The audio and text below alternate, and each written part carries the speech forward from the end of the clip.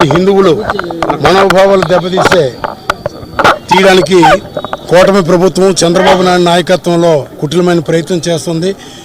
పవిత్రమైనటువంటి తిరుపతి లడ్డూలో ఆవు కొవ్వు, పంది కొవ్వు, చేప నూనె కలిసిందని చెప్పేసి ఒక దుష్ప్రచారం చేసి జగన్మోహన్ రెడ్డి గారిని అలాగే వైఎస్ఆర్ కాంగ్రెస్ పార్టీని ప్రజల నుంచి దూరం చేయాలని ఒక కుటిల ప్రయత్నం చేసినటువంటి చంద్రబాబు నాయుడుకు ఇప్పుడు చెంపదెబ్బ తగిలింది.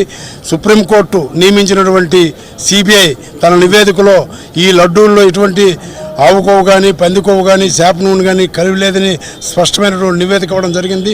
నివేదిక ఇచ్చినప్పుడు బాధ్యత కలిగినటువంటి ముఖ్యమంత్రి కానీ, పవన్ కళ్యాణ్ కానీ, తెలుగుదేశం నాయకులు కానీ ప్రాయశ్చిత్తం పడకుండా తిరిగి మళ్ళీ గోబెల్స్ ప్రచారం ప్రారంభించి రకరకాలుగా నివేదికలు లేదు, అది స్పష్టంగా లేదు, ఇది వీళ్ళు చేశారు వాళ్ళు చేశారు అనేసి ఒక మాయ మాటలు చెప్పి మళ్ళీ ప్రజల్లోకి వచ్చి ప్రచారం చేస్తున్నారు.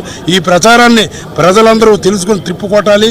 అలాగే హిందువుల మనోభావాలు దెబ్బతీసినటువంటి ఈ కూటమి ప్రభుత్వం నాయకులు చంద్రబాబు నాయుడు, పవన్ కళ్యాణ్, లోకేష్ అందరూ కూడా హిందువులకు క్షమాపణ చెప్పి ప్రాయశ్చిత్త పడవలసిందిగా కోరుతూ నాకు ఈ అవకాశం మీ అందరికీ ధన్యవాదాలు.